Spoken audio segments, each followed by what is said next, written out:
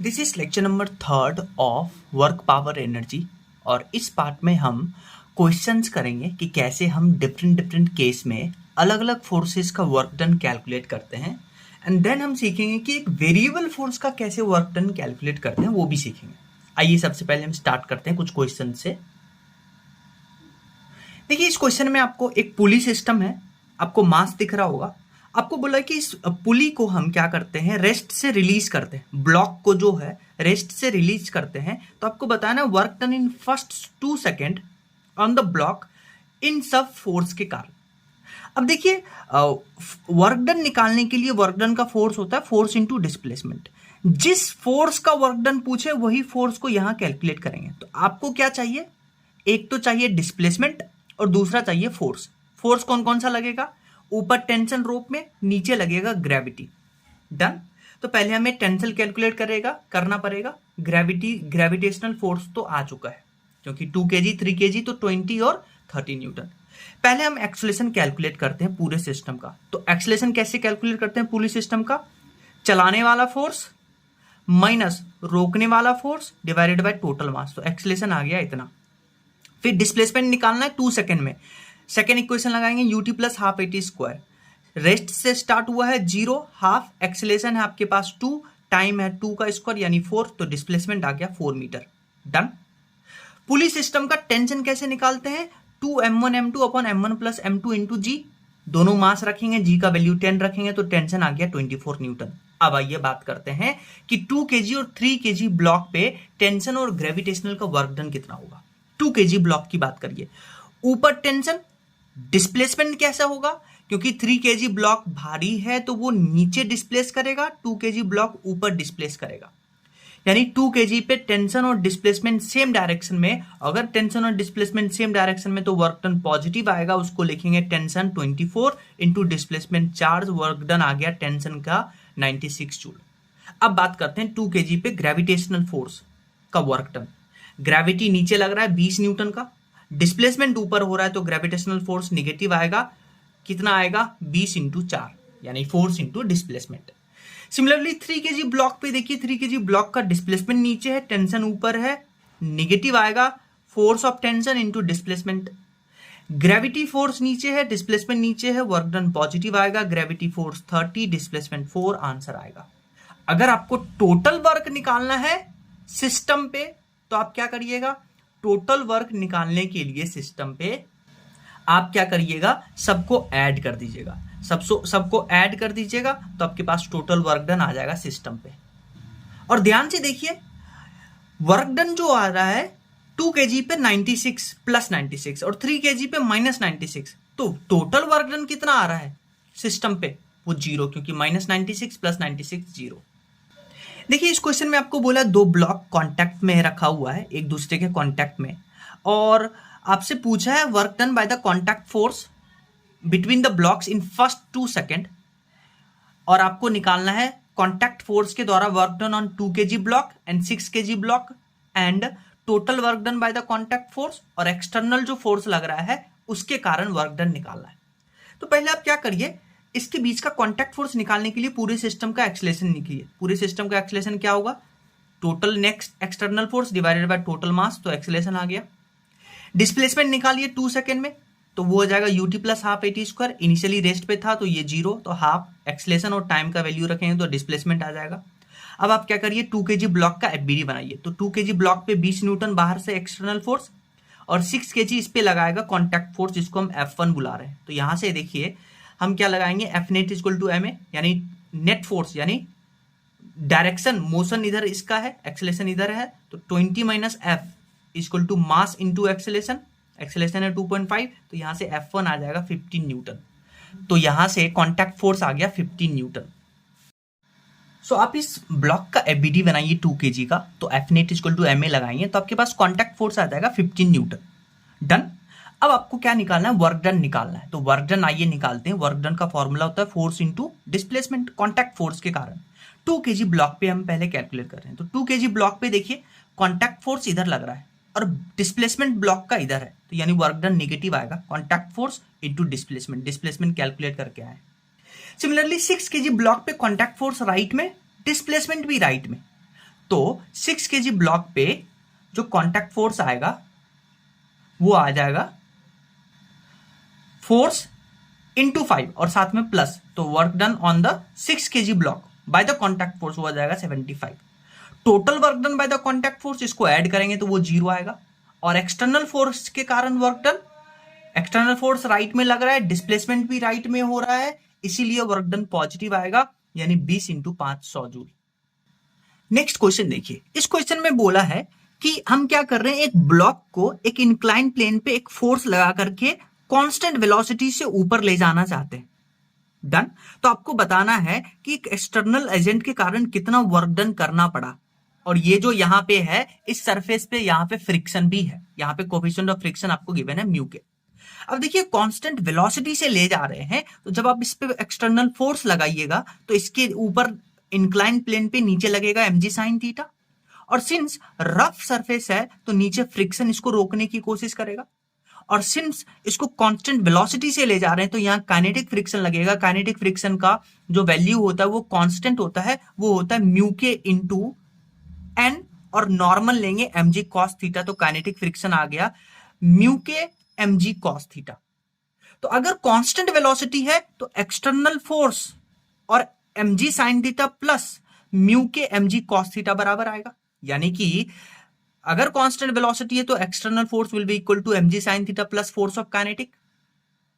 तो इसके कारण वर्क डन निकालना है, तो वर्क डन होता है फोर्स इंटू डिस्प्लेसमेंट, तो एक्सटर्नल फोर्स किसके बराबर आ गया, mg sin theta plus mu k mg cos theta into displacement, तो डिस्प्लेसमेंट है s, तो यहां पे s रख दिए। डन। अब अगर आपको इस s के टर्म्स में आंसर नहीं चाहिए, आपको क्या दे रखा है, ये थीटा है, तो आपको पता है इस थीटा का ये कंपोनेंट s cos थीटा हो जाएगा जो कि लेंथ के बराबर, और इस थीटा का ये कंपोनेंट यानी कि ये कंपोनेंट s sin थीटा हो जाएगा।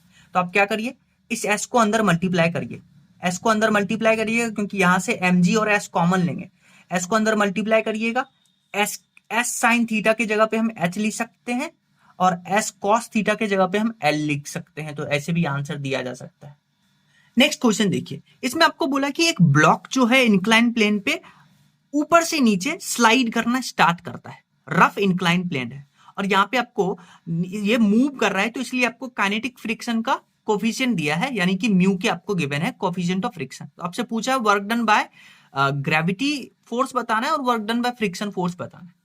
तो आपको पता है कि ये जो ब्लॉक है इस इंक्लाइन प्लेन के नीचे किस फोर्स के कारण आएगा, हाँ mg sin थीटा के कारण आएगा। अब जब ये नीचे आना चाहेगा तो सरफेस रफ है, इसके ऊपर काइनेटिक फ्रिक्शन लगेगा जिसका वैल्यू होगा, फिक्स वैल्यू होता है काइनेटिक फ्रिक्शन म्यू के इंटू एन, और नॉर्मल को हम mg cos थीटा के बराबर लेंगे। डन। तो mg sin थीटा क्या है, ग्रेविटेशनल फोर्स।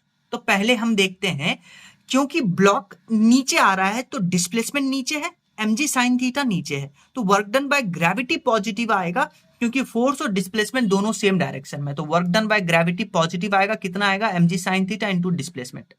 लेकिन फ्रिक्शन की बात करिए, ब्लॉक नीचे आ रहा है, सरफेस रफ है, तो फ्रिक्शन ऊपर लगेगा, लेकिन फिर भी ब्लॉक का डिस्प्लेसमेंट नीचे है, तो ब्लॉक का डिस्प्लेसमेंट नीचे है, फ्रिक्शन ऊपर है, फोर्स और डिस्प्लेसमेंट ऑपोजिट डायरेक्शन में, work done by friction negative आएगा, कितना आएगा, फ्रिक्शन फोर्स निकाल चुके हैं mu k mg cos theta into displacement. Done.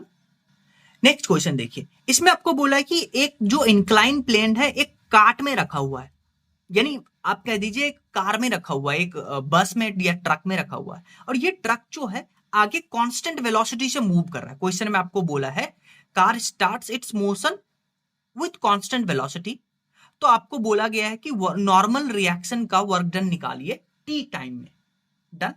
आपको पता है अगर ये कार्ट जो है कांस्टेंट वेलोसिटी से आगे जा रहा है, एक्सेलरेशन 0 है, तो टी टाइम में डिस्प्लेसमेंट कितना होगा, हाँ speed equal to distance per unit time, तो डिस्प्लेसमेंट होगा स्पीड इंटू टाइम। स्पीड क्या है v, तो डिस्प्लेसमेंट आपके पास आ जाएगा v इंटू टी, यानी इस पूरे कार्ट का डिस्प्लेसमेंट आ गया। अब आप क्या करिए, इस ब्लॉक पे एफबीडी बनाइए, इस ब्लॉक पे एफबीडी बनाइएगा तो नीचे लगेगा mg, ऊपर लगेगा नॉर्मल। डन। अब नॉर्मल लगेगा और इस mg के दो कंपोनेंट, इधर mg sin थीटा, इधर mg cos थीटा, तो आपको क्या करना है, डिस्प्लेसमेंट कार्ट का इधर है, तो काट का डिस्प्लेसमेंट इधर है, तो हम क्या करेंगे, नॉर्मल रिएक्शन को कंपोनेंट करके डिस्प्लेसमेंट के डायरेक्शन में लेके आएंगे, क्योंकि नॉर्मल रिएक्शन का वर्क डन पूछा है। तो अगर ये एंगल अल्फा आपको गिवन है तो ये एंगल भी अल्फा हो जाएगा। तो नॉर्मल का ये कंपोनेंट एन कॉस अल्फा, ये एन साइन अल्फा। अब देखिए नॉर्मल का एक कंपोनेंट एन साइन अल्फा, क्या वो डिस्प्लेसमेंट के डायरेक्शन में ही है? बिल्कुल है। तो वर्क डन होता है फोर्स इंटू डिस्प्लेसमेंट। तो फोर्स और डिस्प्लेसमेंट सेम डायरेक्शन में है तो वर्क डन पॉजिटिव आएगा। अब कितना आएगा सुनिए, फोर्स कितना है, एन साइन अल्फा, डिस्प्लेसमेंट कितना है, वीटी, डन। और नॉर्मल को क्या लिख सकते हैं, नॉर्मल को लिख सकते हैं एमजी कॉस अल्फा, ये दोनों फोर्स बराबर होगा। तो नॉर्मल को लिख सकते हैं m g cos alpha sine alpha into VT, तो यही नॉर्मल फोर्स का वर्क डन आया। नेक्स्ट क्वेश्चन देखिए, इसमें आपको बोला है कि एक लिफ्ट में एक इंक्लाइन प्लेन है, उसके ऊपर एक ब्लॉक रखा हुआ है, अभी रेस्ट पे है ब्लॉक, लेकिन लिफ्ट क्या हुआ, कांस्टेंट वेलोसिटी से ऊपर चलना स्टार्ट हुआ। याद रखिएगा क्वेश्चन में आपको बोला है कि कांस्टेंट वेलोसिटी है, एक्सेलेरेशन नहीं है। तो लिफ्ट कांस्टेंट वेलोसिटी से ऊपर चलना स्टार्ट किया, तो आपसे पूछा है कि इस ब्लॉक पे आपको वर्क डन निकालना है फर्स्ट टी टाइम में, किसके कारण, gravity force, normal force, friction force और total work done on the block निकालना है। तो पहले तो आप ये देखिए कि वर्क डन आपके पास होता है फोर्स इंटू डिस्प्लेसमेंट। चाहे आप कोई भी फोर्स का वर्क डन निकालिए, आपको डिस्प्लेसमेंट चाहिए। और सिंस पूरा जो लिफ्ट है कांस्टेंट वेलोसिटी से ऊपर जा रहा है, तो डिस्प्लेसमेंट निकालने के लिए फॉर्मूला यूज करेंगे स्पीड इंटू टाइम, स्पीड है v और t टाइम में निकालना है, तो डिस्प्लेसमेंट आ गया। अब हमें अलग अलग फोर्स के कारण वर्क डन चाहिए, तो आप अलग अलग फोर्स को एनालाइज करिए। तो उसके लिए आप इस ब्लॉक पे एफबीडी बनाइए। तो इस ब्लॉक पे एफबीडी बनाइएगा, नीचे लगेगा MG sine theta, MG sine theta, MG का ये component MG cos theta, done. ऊपर लगेगा नॉर्मल, और जो पूरा का काट है वो ऊपर जा रहा है, ऊपर जा रहा है, तो यानी कि ब्लॉक का टेंडेंसी किधर है, स्लिप होने का, नीचे, क्योंकि काट ऊपर जा रहा है, ब्लॉक नीचे स्लाइड करना चाहता है, तो फ्रिक्शन इधर ऐसे लगेगा।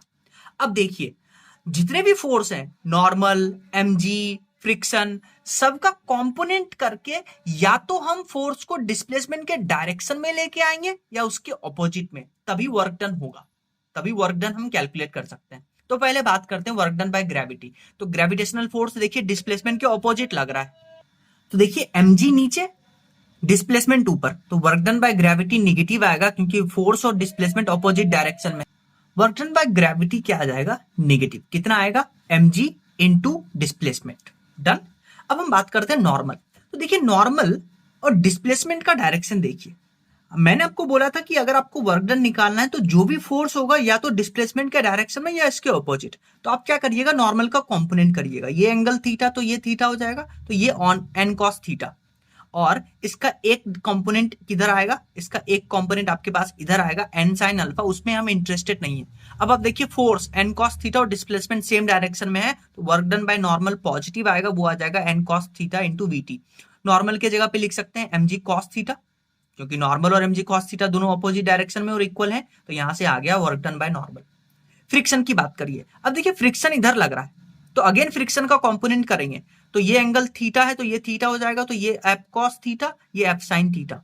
अब आप देखिए फ्रिक्शन और डिस्प्लेसमेंट सेम डायरेक्शन में, तो फ्रिक्शन का भी वर्क डन पॉजिटिव, यानी F sine theta into BT. Friction को लिख सकते हैं, काइनेटिक फ्रिक्शन है तो उसको लिख सकते हैं म्यू के इंटू एन, म्यू के इंटू एन, डन। अब देखिए यहां पे जो एफ साइन थीटा है, यहां पे जो एफ साइन थीटा है, एफ साइन थीटा को ऐसे रहने दीजिए। ये देखिए फ्रिक्शन mg साइन थीटा के बराबर है, तो फ्रिक्शन की जगह पे रख दिए mg sine theta into VT, तो वर्क डन बाय फ्रिक्शन आ जाएगा। टोटल वर्क डन के लिए सबको आप ऐड करिए, आपके पास आंसर आएगा 0, आपके पास आंसर आ जाएगा, टोटल वर्क डन आपके पास आ जाएगा 0।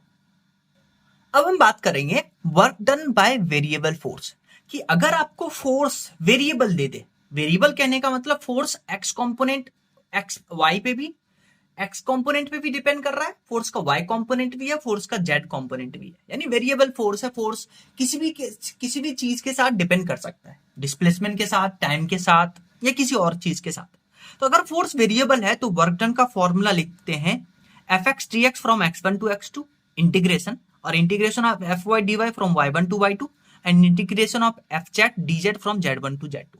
इसको समझने के लिए इसके ऊपर बेस्ड एक क्वेश्चन देखिए। क्वेश्चन में देखिए आपको बोला है एक फोर्स आपको गिवन है। अब देखिए ये जो फोर्स है वो एक्स पे डिपेंड कर रहा है। किस पे डिपेंड कर रहा है? एक्स पे डिपेंड कर रहा है। और अगर ये फोर्स एक्स पे डिपेंड कर रहा है तो ये जो फॉर्मूला है आप सिर्फ यही पार्ट यूज करिएगा, क्योंकि ये जो पार्ट है ये वो पार्ट डिनोट करता है जिसमें फोर्स एक्स पे डिपेंड करता है। ये पार्ट फोर्स वाई पे डिपेंड करता है, ये पार्ट फोर्स जेड पे डिपेंड करता है।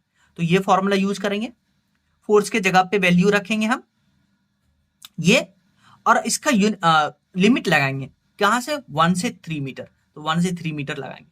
लेकिन अगर आपको फोर्स सबके दे दे, मतलब आपको फोर्स एक्स के तरफ भी दे दे, एक्स का भी कंपोनेंट दे दे, वाई का भी कंपोनेंट दे दे, और आपको लिमिट के बदले में आपको बोल देगा कि जो पार्टिकल है वो डिस्प्लेस हुआ 0,1 to 3,2, ऐसे वो आपको बोल के देगा। और यहां फोर्स एक्स और वाई दोनों में वेरी कर रहा होगा। तो आप देखिए इस 0,1 लिमिट कैसे यूज करेगा वही मैं बता रहे हैं। ये जो फर्स्ट है उसको आप x1 लिखिएगा, सेकेंड को आप y1 लिखिएगा, और इसको x2, इसको y2 लिखिएगा। डन। तो यहां x1 x2 रखिएगा, y1 y2 रखिएगा, और फोर्स x और y के तरफ जो वेरी कर रहा है वो वैल्यू रखिएगा।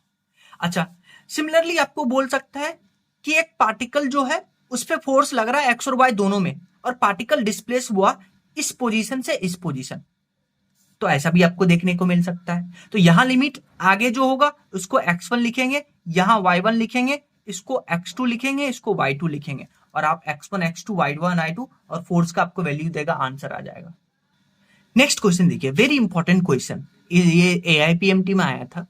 इसमें बोला कि एक फोर्स आपके पास के एक्स आई कैप प्लस के वाई जे कैप एक पार्टिकल पे लगता है, और इस पार्टिकल को वो फोर्स डिस्प्लेस कर देता है 0,02 a, और फिर a,02 a, यहां इसका डिस्प्लेसमेंट होता है। आपको बताना है find work done by the force, और k एक कांस्टेंट है।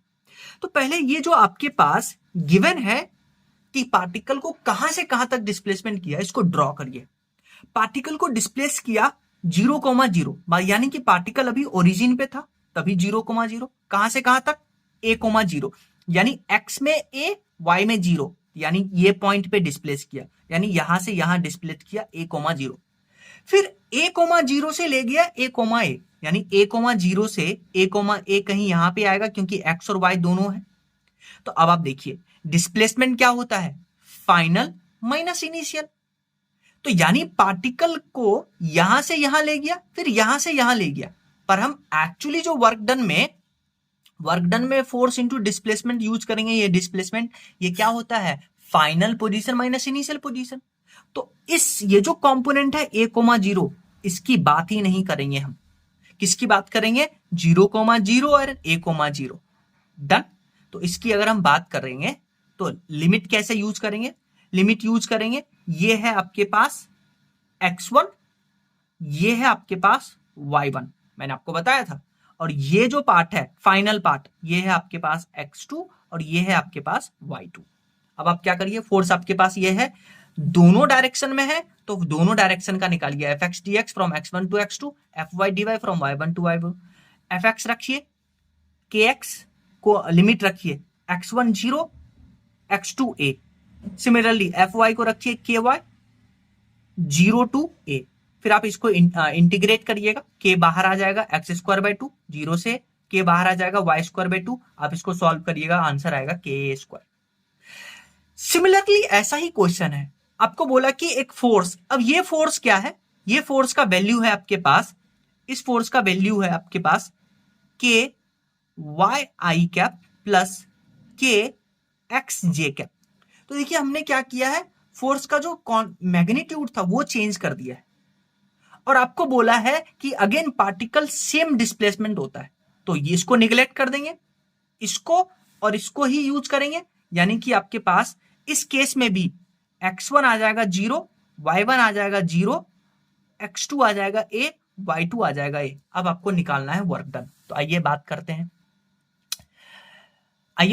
हैं, देखिए आपके पास फोर्स इतना है, तो आप इसको डालिए। वर्क डन का फॉर्मूला क्या होता है? Integration fx dx from x1 to x2 plus integration fy dy from y1 to y2। ये आपको पता है, तो आप डालिए यहां पे।